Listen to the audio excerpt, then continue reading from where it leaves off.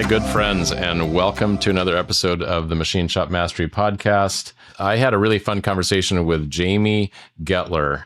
Jamie is the CRO of BTX Precision, which is a incredibly fast-growing group of precision machining companies and other very tangentially related precision manufacturing companies, including additive and EDM and grinding and cleaning and all sorts of things.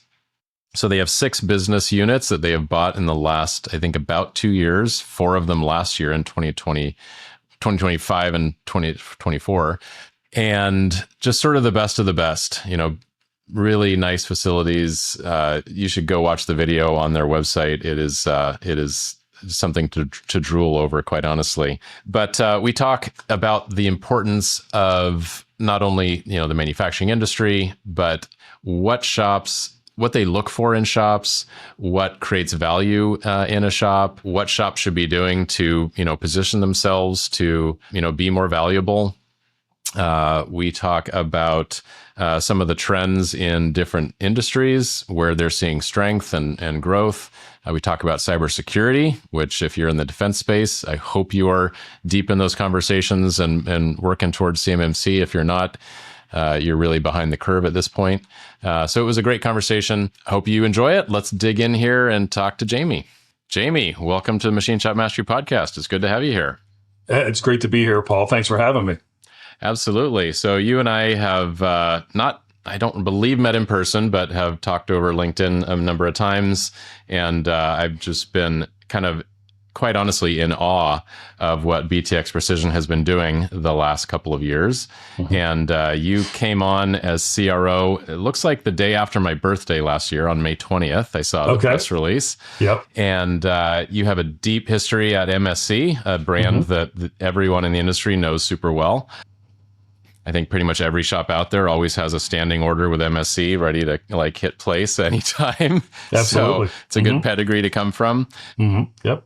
But you guys have bought, is it 7 or 8, 9 shops in the last 2 years? As of today, we have 7 business units as part of the BTX Precision platform. Yep. Wow. So let's dig into it. Let's talk a little bit about your background first. Sure. Just before we hit record, I had was reading your bio. You hold 2 patents. That's really cool. But you have a degree in rhetoric and communications. And when I read that, I'm like, oh man, I'm talking to an expert here in communication. I better up my game on this podcast. But tell us about it and how you got into manufacturing, and then we'll get into the BTX story. Yeah, absolutely. So, a few things that come to mind, to start. I'm born and raised and live in Pittsburgh now. Moved around for a little while.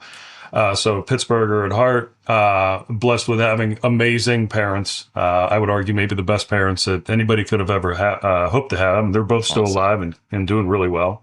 And an amazing wife and a couple children. So that's where I would start. Incredible blessing.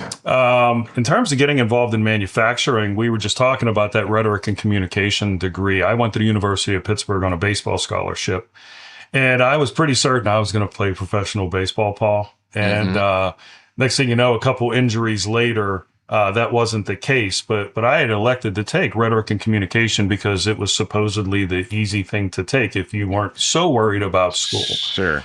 And so for all the wrong reasons, but it actually turned out to be one of the best blessings in my life is to have that degree and have that course of study. I ended up focusing on it pretty well. And it really, upped my game as it relates to interpersonal communications, to public speaking, to things like theories of persuasion. We refer to things like EQ these days, or emotional intelligence. And all that was kind of part of that curriculum. So what it did is it served me really well when I got into sales.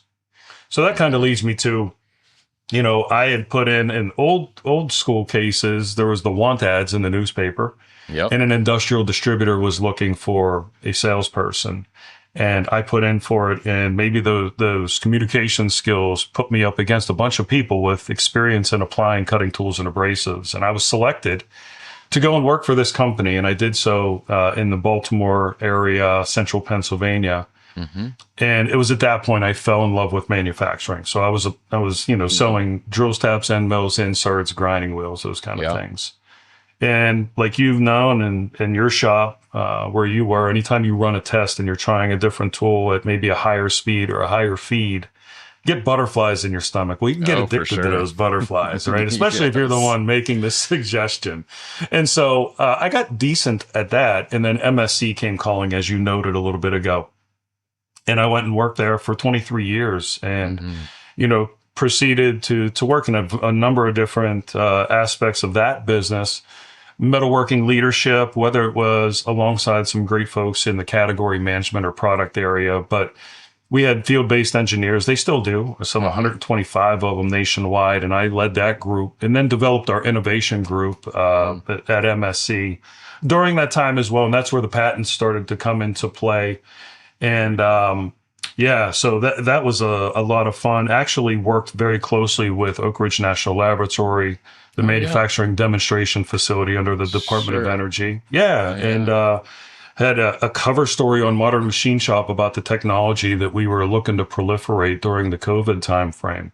So that was interesting. Was that the resonance, like tap the tool thing? Yes. Oh, really? And so because of the folks that I was blessed to hang around with when we decided to proliferate that and launch that nationwide, folks at Oak Ridge and I'll just say those folks at Oak Ridge, I became an ardent supporter of the whole theory of machining dynamics and that vibration matters in machining. And if you can harness that or work around it and identify optimal stable speeds, well, then you can transform the way customers operate in terms of profitability and speed and throughput. Sure. Well, a couple years later, I'm now at BTX Precision as a chief revenue officer, and now I want to apply that kind of theory or that kind of technology to make our business as strong as it can be. So that's kind of been my track, Paul. The only other thing I would say is that I'm a board member with the Knudsen Institute, which focuses on homeland security as well as kind of surge requirements. If somehow a war would start right away, how do we make things very fast? And so work with a really great cross-functional group of people on that board as well. Hey, Paul, next year's 2026. Guess what happens? That means it's an even year, which means IMTS is happening. I'm so excited. And I assume ProShop will be there exhibiting again, as always. Yeah, it'll be our 5th time, I think. Wow. Would have been 6 if COVID hadn't happened. But yeah, even after being there that many years, there's a lot to understand about that show. It is a massive event, massive execution to exhibit. Well, and a big investment, right? It's, gosh, your time, your money. It is a big investment. Yeah, it's one of our biggest marketing investments for sure. Well, I'm looking forward to in January, you and Nick and I are going to be at the IMTS Exhibitor Workshop, where exhibitors can come and learn like how to get their most out of IMTS. Yeah, the workshop is fantastic. There's a bunch of different benefits from it. One, you can connect with all the vendors for your furniture, for your logistics, getting all your stuff in and out of the show, electrical, everything. But this year, they're also doing an executive session or series. So really focused on getting the most out of the conference. How are you going to go in with a marketing plan, really execute it, and get your maximum ROI if you're exhibiting at the show? Well, it's a major commitment to go to the show. I mean, I go as an attendee, but seeing all the work that goes into it, if I was exhibiting, I would definitely want to maximize my experience there and get the most out of it. And the workshop I know is going to be interactive where they really work through things. Like you said, you can place the orders, all that type of stuff. And, that's going to bring a bunch of value to exhibitors. Yeah, absolutely. The difference between coming with a plan and executing on that, it's a big difference as opposed to just showing up, throwing up your booth and hoping for the best. So yeah, it's definitely advisable. So exhibitors that want to make more of it, whether they're first time exhibitor or even if they've done it many times, but they really want to maximize their ROI this time, they should definitely show up at this thing. And what are the dates again? Yeah, so it's January 27th through 29th at the McCormick Place. So you kind of get familiar with where your booth's going to be and all that type of stuff. To find out more, people should just go to amtonline.org/events and get signed up, and we'll see you there in January. Sounds good, Mike. Well, that would be an entirely separate podcast, a long, important conversation, because holy smokes, it sure seems like our country has a lot to catch up with to reindustrialize. And Indeed. The war in Ukraine has just shown how fast munitions and everything else can get consumed. And we thought we had big stockpiles, but what do you know? They don't Not last very anymore. long. Yeah, exactly. Wow, that's important work. The vibration and machine dynamic stuff has always fascinated me. And of course, every machinist knows, the struggle of dialing in feeds and speeds to try to get rid of chatter and doing different little tricks to keep, tools stable. Just one fun little tidbit, in the early years of my shop, we were trying to get a hot job out the door on a short timeline. And it was literally the middle of the night. It might have been 1 or 2 or 3 a.m. and just pulling an all-nighter trying to get this job out. It had extremely thin walls and floors. It was an aerospace, cockpit application, and it needed to be incredibly lightweight.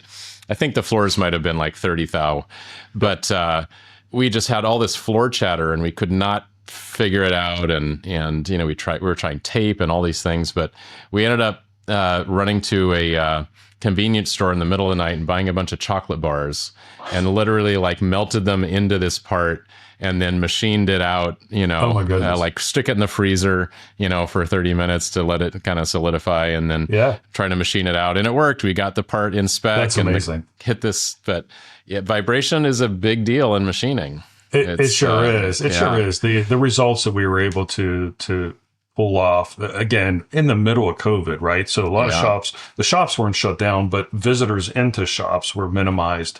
Sure. And, as luck would have it, that's when we decided to scale that thing. And so did the best that we could, both from a training perspective and then a practical application perspective. But if you see that kind of technology out there, for any shops that are, paying attention here, it is the real deal. It's not smoke and mirrors. It's the real deal for sure. Yeah. Super neat.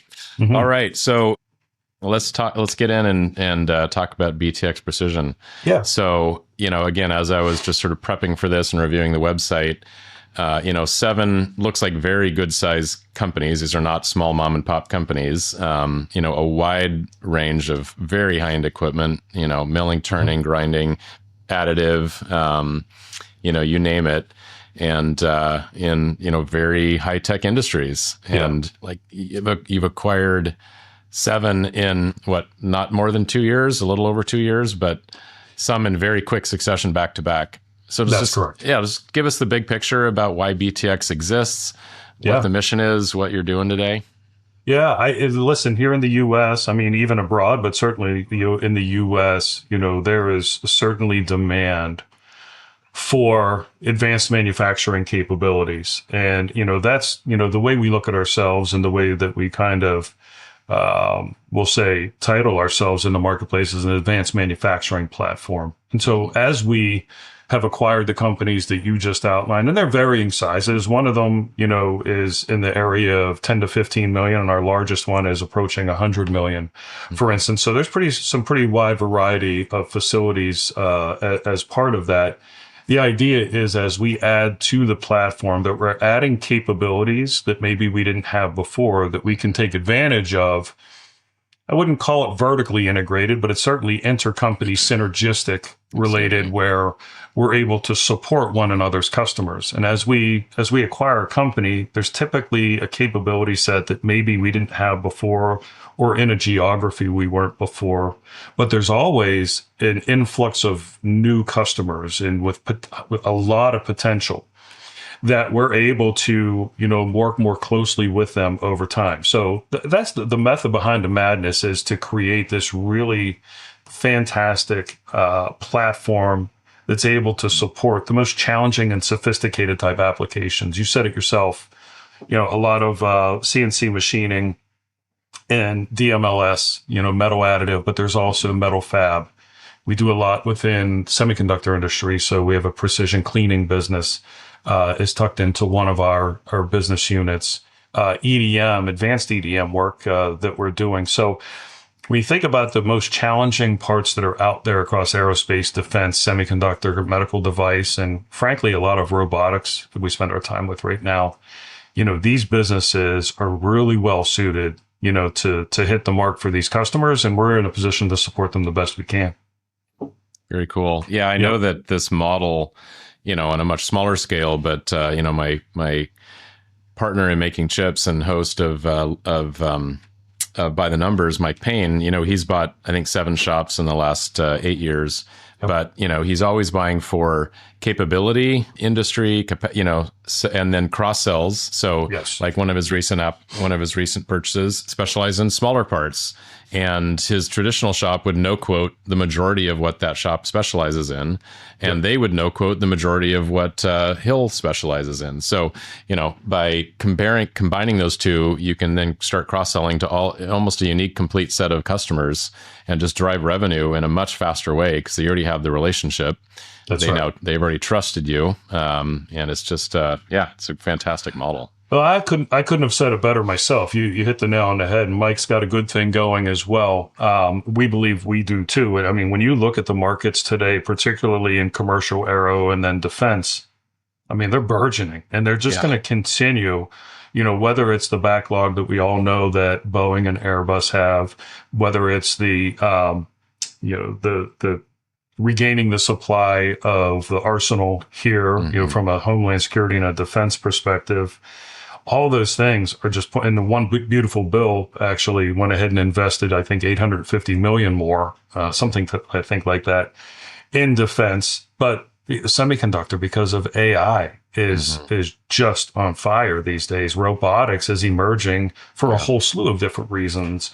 So we just happen to be in these like perfect marketplace. And there's a method to the madness, and we're there for a reason. We think it's the right place to be. And we'll just continue on pursuing. I think what's cool about the businesses, and you talked about the cross-selling aspect of it, is we do keep the business units as their own entity, we'll call it. Right. We refer to it as a multi-brand business unit construct. So ERA Industries, who is well known in aerospace defense, continues to be ERA Industries. Right. It's just they're part of the BTX platform, and as they need investment or they need support or they need guidance, we're there to do that.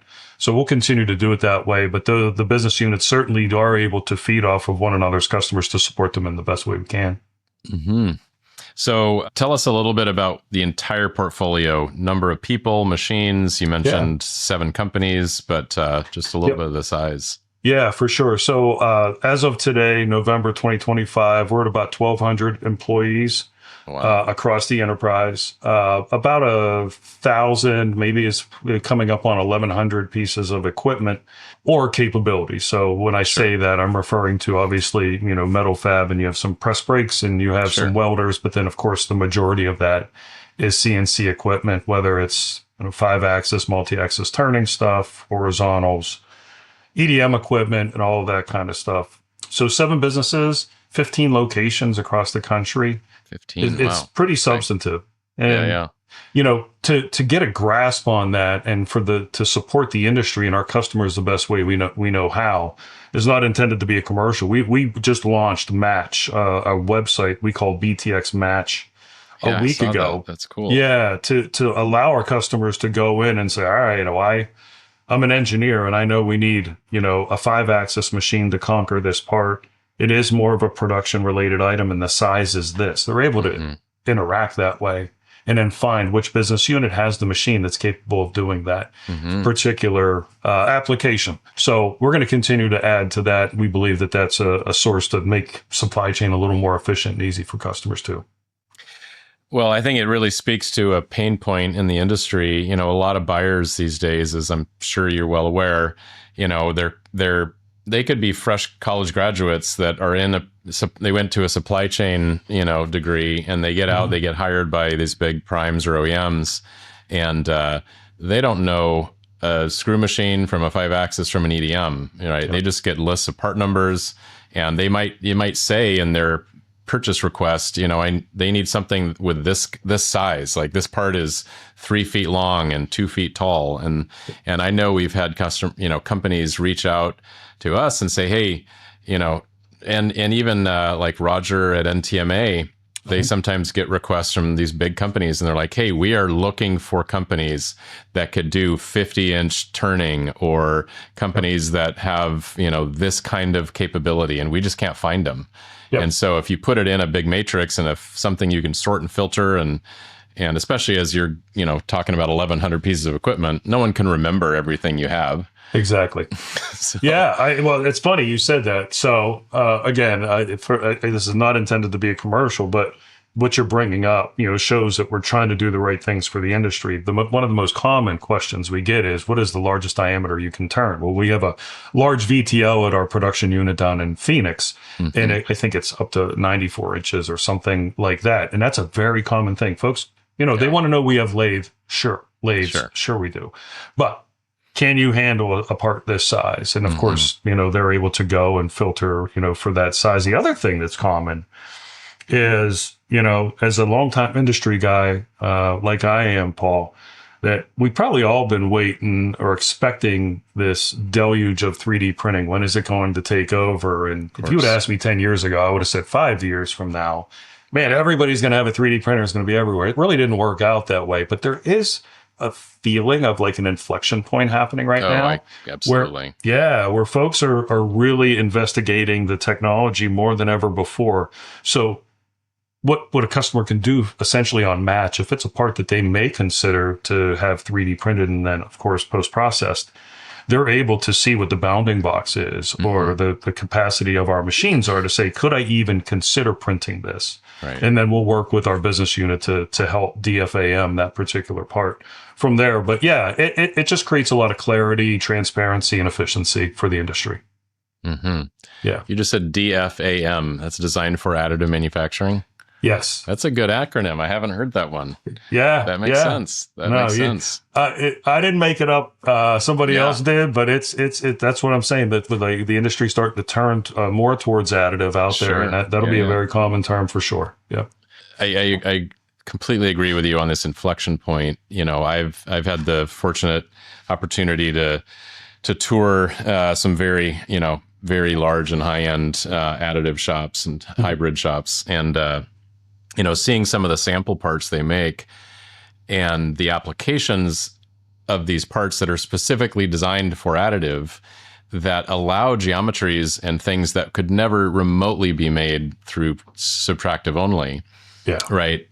Like rocket parts where there's cooling channels, through the wall thickness of this thing that you could not possibly make through with subtractive alone, right? You not a chance. And as a cutting tool guy for 25 years or whatever, when I go to our facility, it's in Oregon, it's called i3D Manufacturing, and they're just amazing at what they do. And I look at some of those parts and say, yeah, just like you did, you'd never be able to machine something like that. It might take you a year in some cases, or other cases, it just simply wouldn't be possible. Yeah.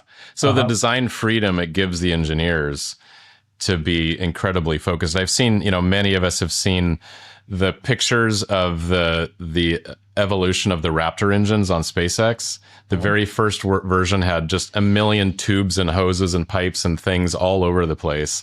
And by the third version, it's just incredibly streamlined. There's very few parts, and there's a million cooling channels and other little things that are deeply embedded inside those parts because of additive. Absolutely. So it's absolutely. The other cool thing about it that, I hadn't thought a whole bunch about, but here recently we had a customer that was doing some R&D and had a couple different designs they had in mind. Well, depending on the part size, you could create every one of those different nuances on the same build plate. You don't have to make the same darn part 25 times on the same build plate. You can have this one has a different radius and this one has a different angle, and print them all in one batch and then try them all. And it was an interesting, dynamic and thing that I learned when it became clear to me that just there's some real power there. Yeah, just speeding up the development cycle, which is so critical these days. Oh, for sure. The competitive nature of making parts. Yeah, very cool. So let's, if you don't mind, let's just talk about the little bit of the relationship between the PE partner you have and the company. It obviously must have been spurred out of a conversation between some folks, but it's like, hey, there's a real opportunity to go, build a very big business. And as you mentioned before we could record, the episode of Machine Shop Mastery that just dropped today with Mark Hillenberg is a similar kind of thing. They have a PE-backed partner. They're a buy and hold forever kind of model. They're, buying up really nice businesses. And it's clearly a successful model. And PE firms are seeing that there's such potential in precision manufacturing that they're, coming into the market in droves. And so I think this is important because there's a lot of baby boomer shops out there that might be considering what their moves are in the future, right? They may not have kids or family or key employees that want to take over the business, that are just reflecting on, well, what's my future hold and how might it change, and I might be a part of something like this in the future. And so just love to have you share that, a little bit of that dynamic. Yeah. The first place I would start with, and when I think about, and if it's okay to mention L Squared Capital Partners, of course, is our private equity sponsor. The group there is absolutely tremendous. They understand manufacturing, and when they agreed with our CEO, Rick McIntyre, who's, had some past with that group, some collaborations, that they've been extremely successful with. Rick was, who's my boss, Rick was the CEO of GWS Tools that was ultimately acquired by Sandvik, a few years ago. And I was still at MSC when I met Rick. And so, he's doing all these really fantastic things, a really, great communicator, really strong industry guy. He's a solid guy all the way around. And, they reached out to me and said, hey, look, you've got a history in manufacturing. A lot of people know who you are. You've got some notoriety, you got some engineering stuff that you've been doing now. And man, we'd love to have you be on board. And I joined. But now that I'm here, and some of those stereotypes, I think maybe a little bit, Paul, you're inquiring about private equity. Man, they're just on this side, maybe on that last episode or that you just talked about, they don't exist here. Like, of course we want to perform well, but man, there's a level of trust and a level of collaboration and support we have from the private equity sponsor that I mentioned.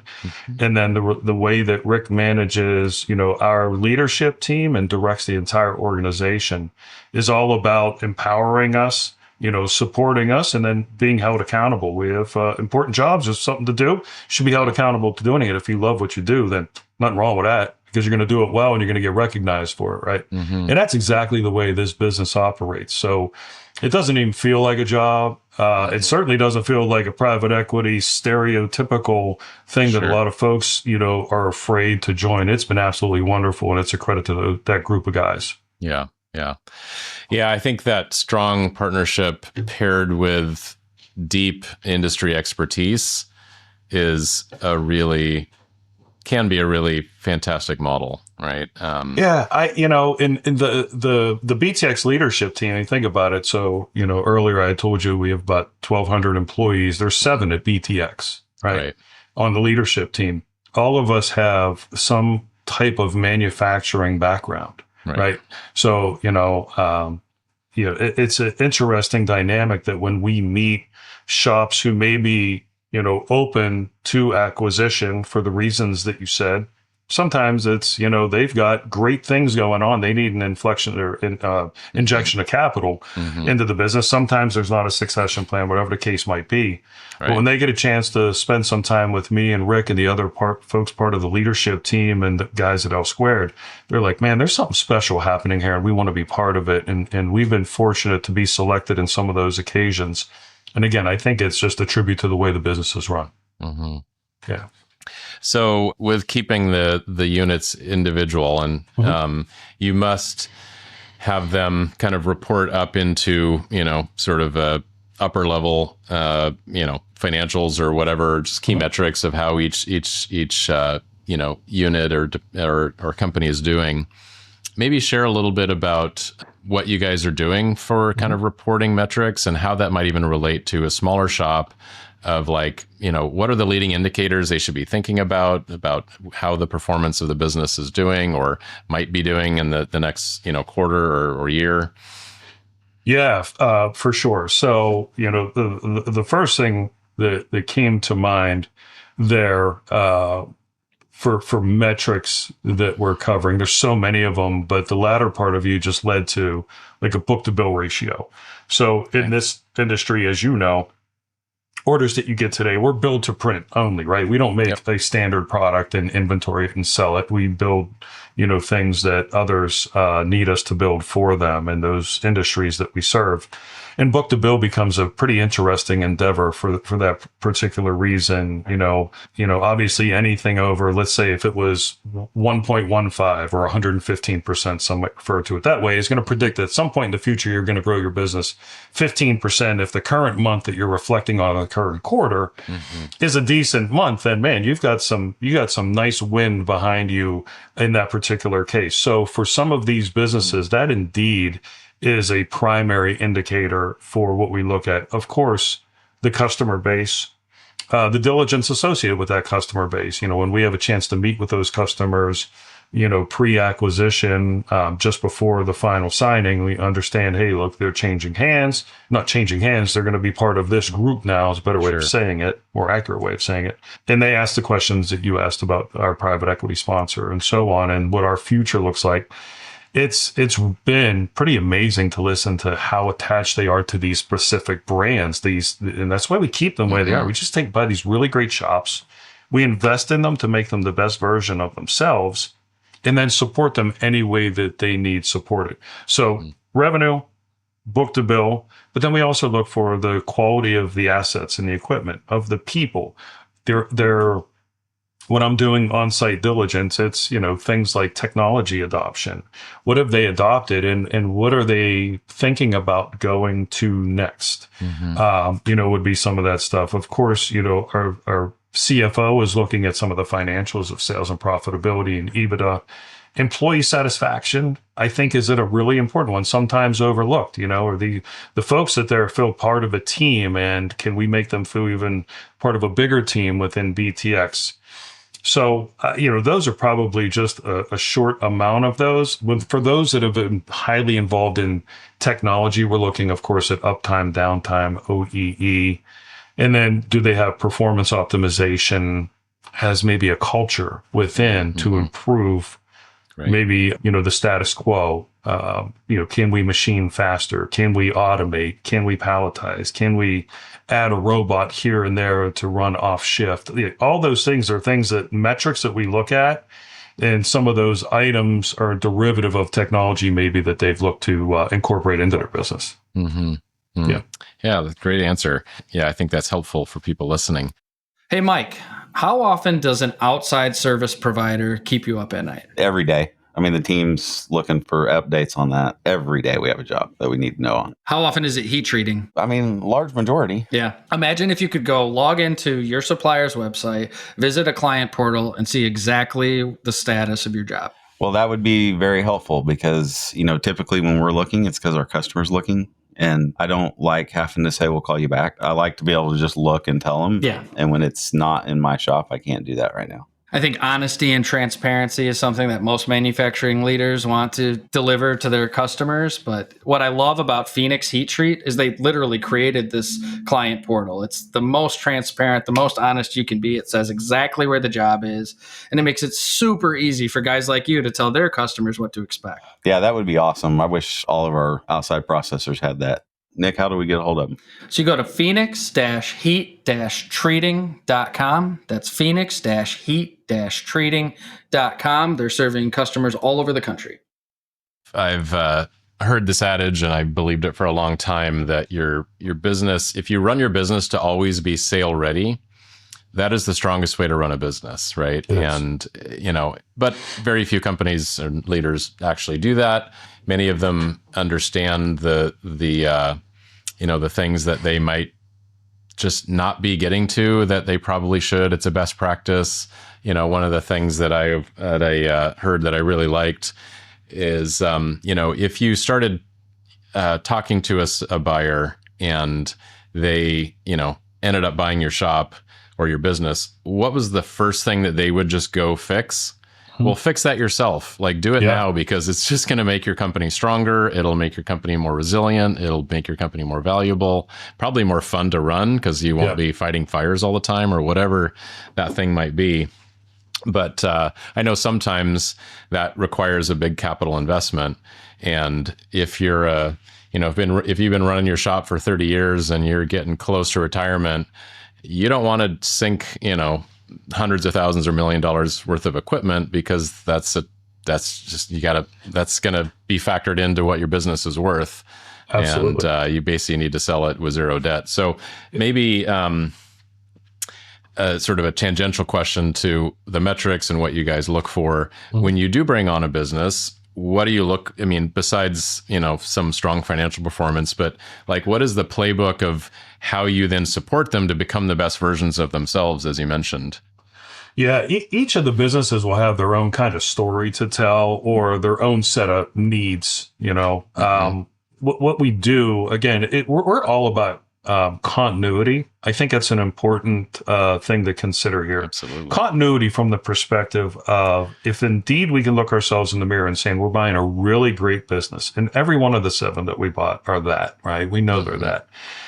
Why come in and change them? Why come in and force titles to be this, of their employees, or that they have to use this type of system, that they have to have this kind of quality, demand, or, QMS system, or what? There could be a ton of different things. Sure. We only insist on they use not intended to be a commercial, but paperless parts is the quoting mechanism that all the business units use. We wanted to be on a similar platform for a reason that'll probably come up a little bit later to kind of separate us in the marketplace a little bit.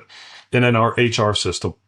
Other than that, we want to let them be they want to direct their business. But then if one of the business units, ran into a little bit of a snag with demand or marketing and wanted to do something, they're coming to me. I'm there to support them, and I can help them in a lot of different ways.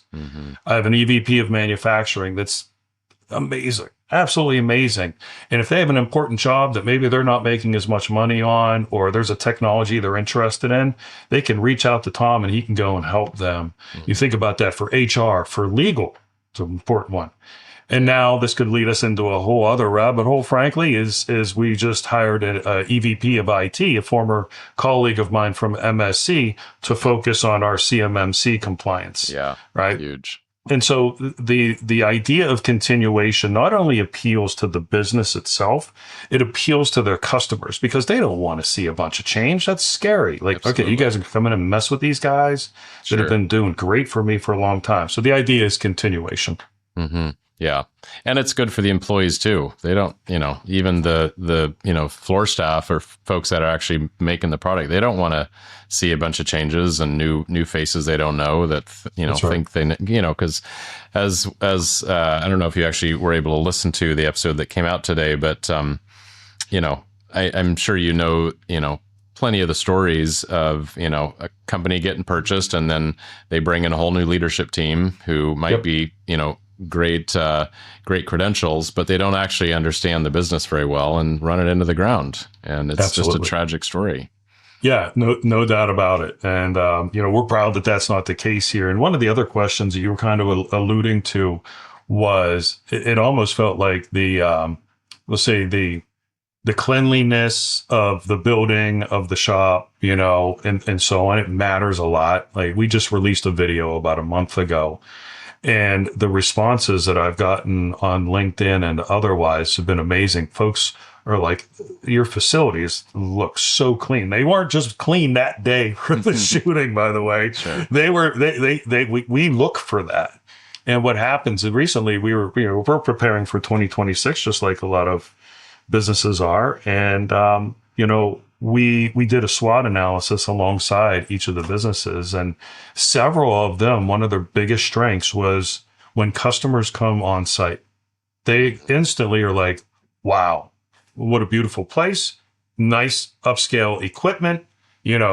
We even, not necessarily uniforms, but folks will have Addison Precision gear on and have the BTX logo on the shoulder and so on. Like, it looks like a well-oiled machine, and frankly, it is. And that speaks a lot. The appearance and the cleanliness really does speak. It kind of almost appeals to lean manufacturing concepts as well. So yeah, I think that matters a lot. Yeah, absolutely. Yeah, I was at an event last week and talking about company valuation, and there was an example of a business that was for sale, but the owner just did not care about cleanliness. Like, it was a good shop. They had a good backlog. They were pretty profitable, but the place was just kind of a mess. And, the buyers like took a full percent, a full point off the valuation just because there's some risk there. There's a bunch of investment that needs to be made to bring it up to the standard that they expect it to be at. And so if you're out there, if you're running a shop and you go out and look on the floor and there's oil and chips and, tables are just cluttered with tools and old stuff, that's something you should fix, And again, fix it for your own employees' sanity, but fix it because your business will be stronger and more valuable as well. Couldn't agree more. Yeah. Yep. Yeah. All right. You talked about IT and CMMC, which is a ever looming topic, obviously for those in the defense space, but I predict it might trickle down into commercial aero and all sorts of other, no OEM wants their data to be hacked and sold off. So cybersecurity is just going to be increasingly important for any business serving any kind of bigger entity. So tell us what you're doing there. Yeah, the approach. Yeah, well, I mean, we've made, the significant investment. And I think, that's where a lot of shops, certainly that listen to your podcast, Paul, have that tough decision to make. Is the juice worth the squeeze? Is this, significant investment? Is it necessary? And I don't blame anybody for pausing to make what they believe to be the best decision, because it is a very expensive endeavor.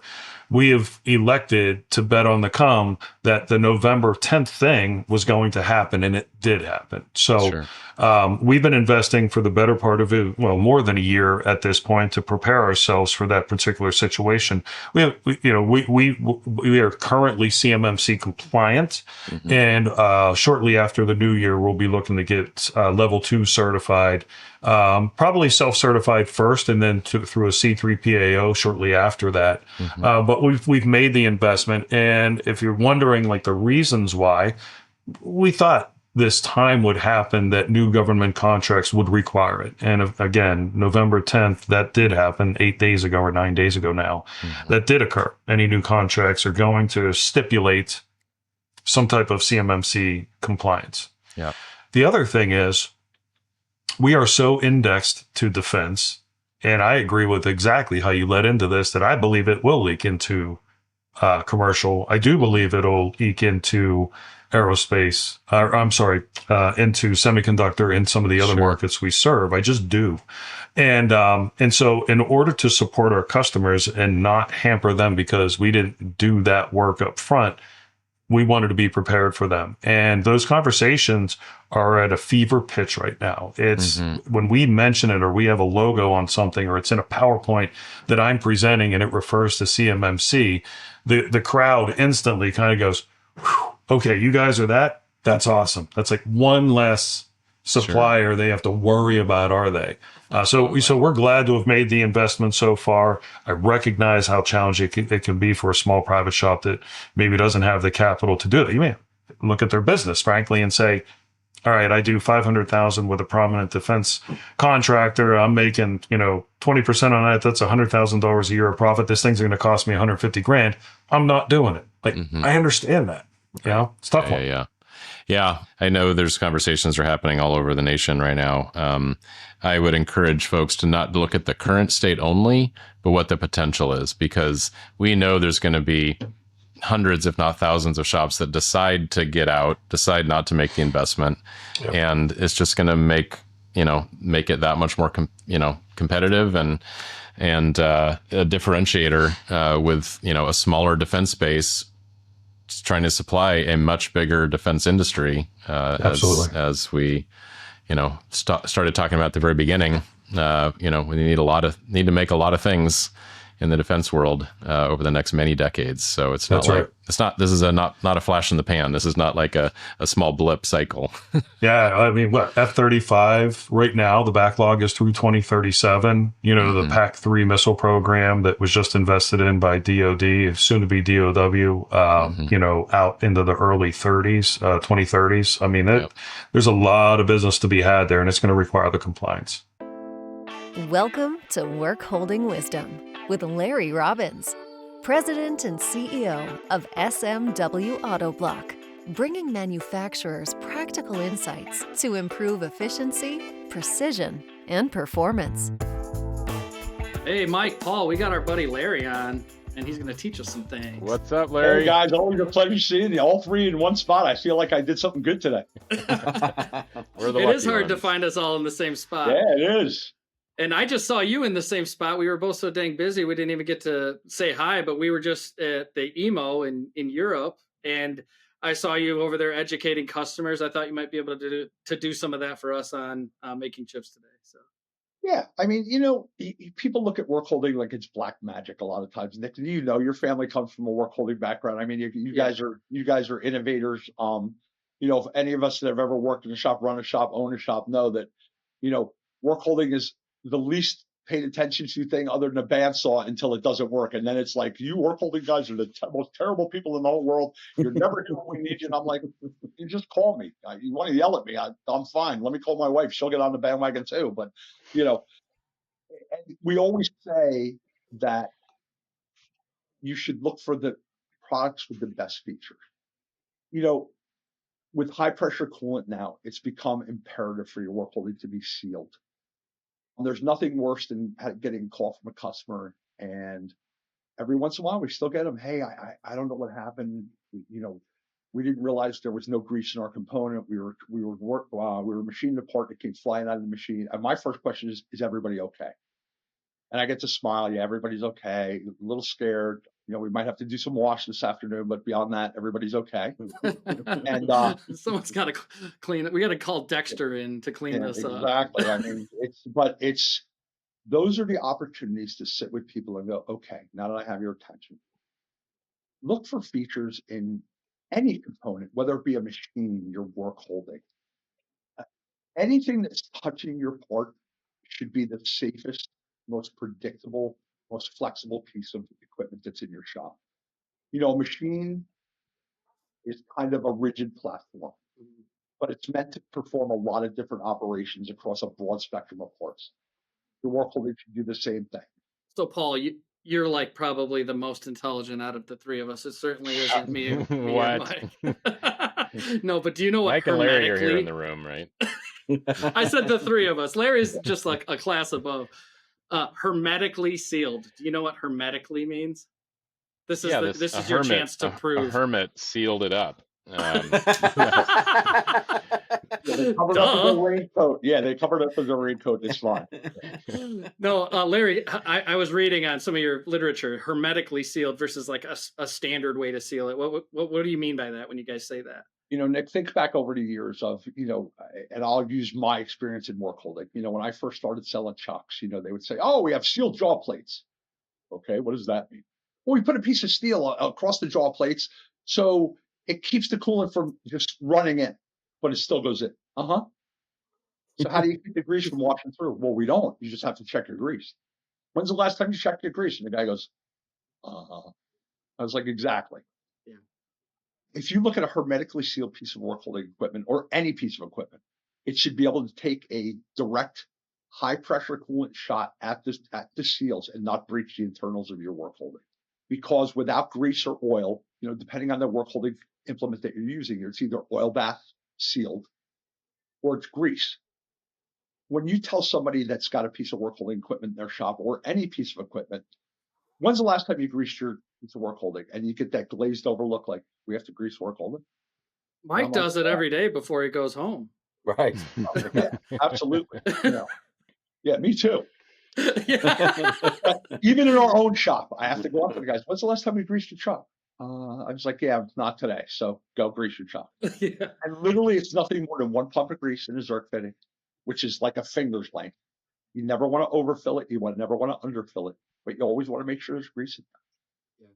You always want to make sure there's oil, because without lubrication, bone on bone is not comfortable, nor is metal on metal. And when you hear that sound, it's catastrophic failure generally. So what we tell people is, if you're willing to spend a little bit more money up front, we can save you a lot of money on the back end, because these pieces of work holding or machine tool components or whatever components you need in your operation should be able to last through the operations that you're performing. For years, it was the balance between what was more sophisticated tooling or machines. And we used to make jokes that we're in a cycle now where work holding is the technology, and work holding is starting to approach the technology of a machine control. Mm-hmm. And customers look at it and you explain it and they're like, I never realized that you can automate something to the point where I can have feedback and reporting, so I can have a setup that comes back. So when you couple all these different features, ultimately it's about safety and making sure that people in your shop have the best components and the safest environment. I say to people all the time, I can come install any product. I spend more time saying, this is what you need to do to keep the people in your facility safe. I've actually had people say, hey, don't use the word safety. There's lawsuits. I was like, if you're afraid of that, maybe you should listen to what I'm saying. Mm-hmm. And I never get indignant about it. I just say, it's your choice. It's your shop. If you want to throw things through the side of your sheet metal on your machine, so be it. I just don't want to stand in front of it while you're doing tool changes or part changes. I just don't want to stand in front of it. That's and we've all been in a shop where you're standing there and you hear a horrific crash. Yeah. My first reaction is, oh God, I hope somebody didn't get hit with a part. Yeah, we've seen those YouTube videos where it's like, boom, and you see the door fly off. Yeah. Dude, I was at a shop many years ago that a part that was 7 tons was held on a table by a piece of threaded rod and a piece of steel strapped across the top. Oh my God. I walked in as they were literally escorting everyone out of the building because 3 people had been killed by this part, run over by a 7-ton part, trying to stop it. I was like, get the hell out of the way. I mean, if that's rolling, get it. But that's the dangers, guys. People don't realize that taking shortcuts can cost somebody their lives. If we work in an industry where spindles are turning at tens of thousands of RPMs, look at a high-speed machine now. You can buy a Roku mill that runs at 175,000 RPMs. You throw something out of that machine, it's coming at you faster than a bullet. So remember, the safety of your workers is the future of your business, because let me tell you, that company has been purchased 6 times since that accident by very large companies, and the very large company that happened under cost them about $500 million by the time it was over, with lawsuits, families. Isn't it much easier to sell somebody something that's predictable, reliable, and will work for years? And again, the sealing technology is the root of a lot of that stuff, because if I can guarantee that my part's lubricated, generally everything else is just teaching or instructing someone how to use something right. It never ceases to amaze me that somebody spends hundreds of thousands of dollars on a piece of equipment and then wants to buy the cheapest piece of work holding because they forgot the budget for work holding or tooling or anything else. I always say to people, do yourself a favor, take your 30-year-old Kurt Weiss, put it on that machine, and when you can afford to buy something better, give me a call. I'll help you. Or I can improve what you already have. If your partner is not trying to save you money at the same time that they're trying to improve your operation, you have the wrong partner. I love that. Yep. So anyone can give Larry a call and he will shed some work holding wisdom upon them. And thanks for letting us do that on Making Chips again today, Larry. Thank you guys for always giving me an opportunity to speak about the industry that I love. So thank you guys. Thanks, Larry. Brother. Thank you. I would love to come back to the idea of acquisition. Many of the listeners are, small to medium sized shop owners and leaders, and they might, if they're smart, like I said, they're always trying to be sale ready or position themselves for that time when they do want to pass it along. Client diversification is obviously a really big factor in the risk profile of, buying a shop. And I'd love to know how you guys think about that, how you look at it when you're assessing a business that's for sale. And because it might change, quite honestly, when you have as many brands and locations as you have. It could be, as Mark said in the last episode, concentration in one site is not as big of a deal to them because they're more diversified across the entire portfolio. But a buyer is not necessarily always going to be a PE-backed large firm with lots of sites. That could be an individual buyer. And to them, a 60% concentration in one client could just be a deal breaker, right? So maybe just talk about that. Speak directly to the shop owners out there that are, they know they're too heavy in one place.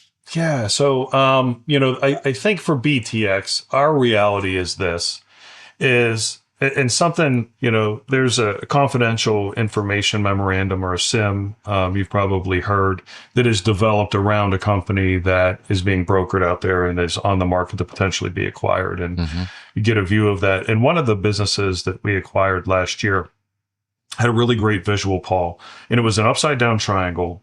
And at the top of it, it said 30,000 shops that can make, a basic part, flat, couple drilled holes, couple tapped holes.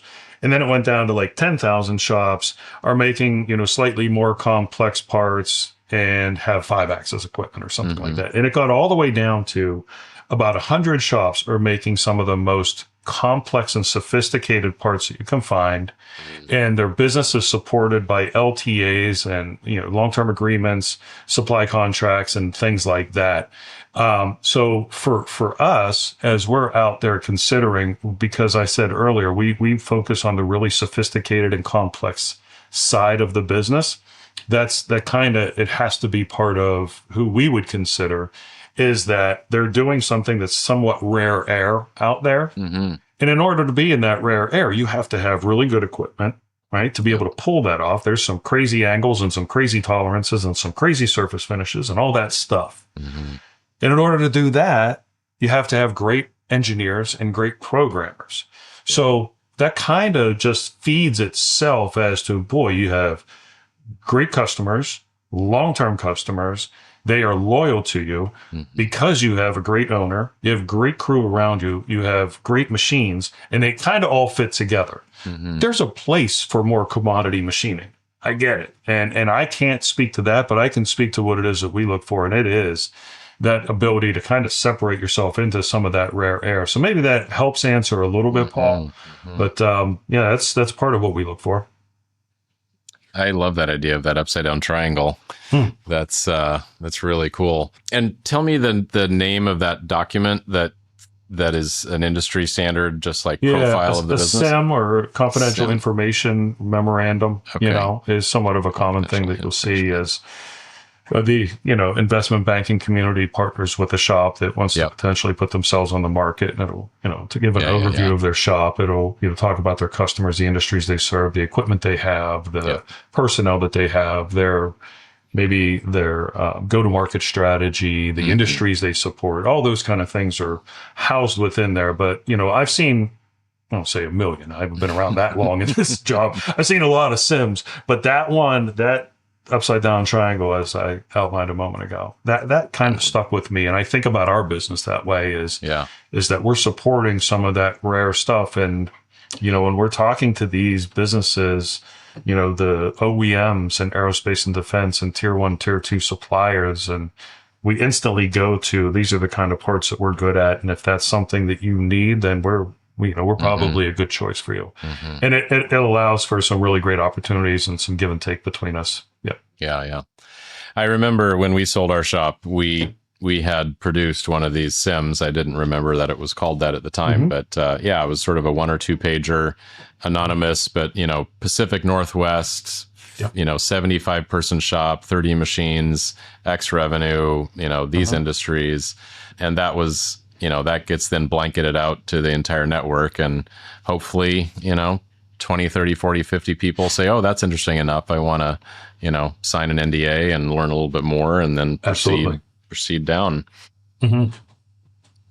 Just maybe going on a tangent on that, with the shops you did buy, did most of them run a process with a bank or with an advisor? And were you kind of coming down to like the bidding at the very end with other buyers? Yeah. And, in the cases where I was here, that has been the case. 3 of the acquisitions took place before I got here. 4 have happened since I've been here. So I've been part of, slight majority of them. Certainly for the larger ones, we do tuck-in acquisitions. We've done several of those of smaller shops, couple $1 million shop that we don't stand it up or separate it as its own business unit, but we tuck it into one of the other business units. Excuse me. Okay. I had mentioned, the The facility that we have in Phoenix a couple different times that was a tuck-in acquisition for our ERA Industries business unit, for instance. And, those are the kind of things, those happen pretty regularly. Sometimes an investment banker associated with it, sometimes not. Yeah. Well, again, I'm, trying to tease out tidbits for the listeners that if they do have a sale in their future, here's how the process works. Here's some things you should be thinking about. Here's ways to hopefully maximize your return and the investment of the blood, sweat, and tears you've put in for decades. I was at a conference again last week, and I spoke with someone who showed me $1 million part that they make.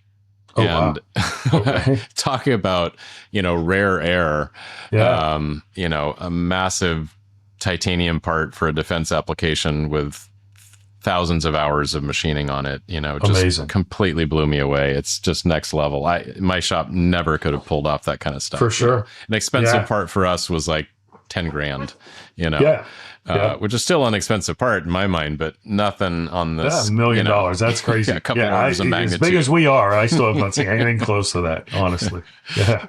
All right. What else do you think it would be interesting to dig into and to talk about? I think that the time and place that we exist in today, Paul, with reshoring happening, it's a real thing. Absolutely. Tariff or non-tariff related, it doesn't matter. I think folks, want to buy domestically. I think we can be competitive domestically. I think we can support. We just need to continue, guys like yourselves and Jim Mayer and Megan and those kind of folks, just continue to lift up manufacturing. Let's continue to share great stories of, we talked a lot about the businesses today. We talked a lot about the platforms, man. That's all well and good, but they're all people, 1,200 people that work in these places that we want to make sure that they have an amazing community, that they thrive in, that they, are compensated, appropriately, and that they have really great work-life balance. All that stuff matters. And if we all can think about things that way and lift up manufacturing together, there's so much good in it. Yeah. I used to do some stats, for some presentations that I would do from time to time for the industry. And I don't know what the number is today, Paul. It's probably in the like $3.80 range. But for every dollar invested in manufacturing, $3.80 comes back to the U.S. economy. Absolutely. And manufacturing has either the highest multiplier or multiple, or the second highest, whatever it is. It's really important, and it builds wealth, it builds communities, it builds careers, it does all those really cool things. And to be able to be part of a company that has that many employees, that our goal is to hope that they feel that way and that they feel recognized and supported and compensated fairly, and manufacturing continues to thrive. We need more and more of it. So that's kind of what's always on my mind. Outcomes, man. What ultimately happens when all these things fall into place? And those things I just mentioned, those are the real outcomes that matter. Yeah, you're 100%. That's why I do what I do. That's why I'm so passionate about it, about supporting the industry. It builds communities. It builds strong neighborhoods, strong economy, and there's no. When you really think about it from the most macro sense, taking a raw material that isn't super valuable and adding a ton of value to it is one of the most, effective ways to have an economy, to have an entire country, right? And it's so essential. Yeah, I couldn't agree more. When I look at, there's a part, again, you and I have been doing this for quite some time. There's a part that we manufacture in our ERA facility. I've mentioned them a couple times in Elk Grove Village, and it's a titanium part. It's probably 8 or 10 or so inches long, about 4 inches high, and it must have 80 drilled holes in it in different angles and features and so on. And I was certain it was a casting. And it was not. It is completely a hog out and then all of this critical machining. And I look at that thing and I'm like blown away that anybody can make that kind of thing, but the industry needs it. And I'm glad that we're one of the ones that are able to make that kind of stuff and support what's going on here. So yeah, it's exciting stuff. Yeah. Well, thank a machinist, right? That's right. I got to give you one of those shirts. You got to tell me where you got that after this thing.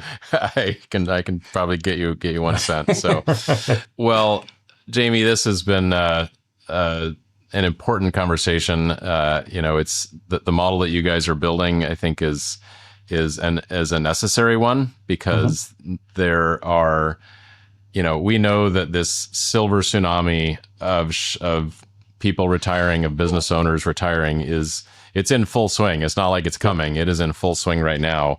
And there are not enough individual buyers that want to take over a shop. And we must have many different avenues to continue these businesses that can continue supporting this economy and the defense space and aerospace and medical and, semiconductor and everything that our world needs. We just cannot allow shops to go out of business and just go to auction. And I know the types of businesses you're buying are not the ones that are going to do that anyway. But just to speak to the bigger importance, absolutely, it's we need everyone rowing the boat in the same direction, and you guys are clearly playing an important part in that. So yeah, in my old role at MSC, it's pretty competitive environment, right? I wouldn't get on a podcast like this and talk about the aspects that we consider when we're acquiring companies, because it could be, oh, I'm talking to my competition. Oh, man, there's so much business out there. There's so much opportunity in machining and manufacturing right now. Let's all go and do all the right things and continue to lift it up. It's there for the taking for everybody. Very good. Yeah. So, Jamie, if people want to learn more, connect with you, or learn more about BTX, where would you send them? Yeah, so let's start with BTX. So btxprecision.com is our website. From there's a couple really cool things. We recently updated the website and it looks really cool. And we focus more on pictures and images of parts and equipment than we do on words that you'll see there. We have a great corporate profile you can find in the resources section. And you flip through and see all the different types of services, whether it's milling or turning or aluminum vacuum brazing and precision cleaning and all that stuff. But you can also find that Match website that I told you about, where you can interact with the website to identify if we have the capability or equipment necessary to conquer what it is that you need to conquer. Right. So that's where you can find all things BTX Precision. YouTube video is out there. The video's on our website. For me, I invite anybody that's listening to feel free to reach out to me. You can do so via LinkedIn. You can reach out to me. Email is jgoettler, JGOETTLER at btxprecision.com. If I can, advise, if you become a new great network partner of mine, a friend, a colleague, or whatever it is, happy to answer anybody's questions at any time. I appreciate you giving back like that, Jamie. Of course. And thanks for being on the show. As people are starting their new year, they can get some inspiration on the future of manufacturing and maybe how their business can grow and be a part of something like what you guys are doing. So, yeah. Thanks, Paul, for the invitation. I appreciate the time today. You're a wonderful, ardent supporter of U.S. manufacturing, and we all recognize it. But thanks. It was an honor to be here today. Appreciate you contributing. Thanks, Jamie. Of course. All right. Hey, it's Paul from Making Chips. If you've been burned by recruiters who don't understand manufacturing, you are not alone. That's exactly why we created Hire MFG Leaders. We're not just recruiters, we're current and former shop owners, and we know what it takes to lead in this industry. Whether you're hiring your next operations leader, sales manager, or production supervisor, we'll help you find someone who actually fits. Learn more at makingchips.com/hire.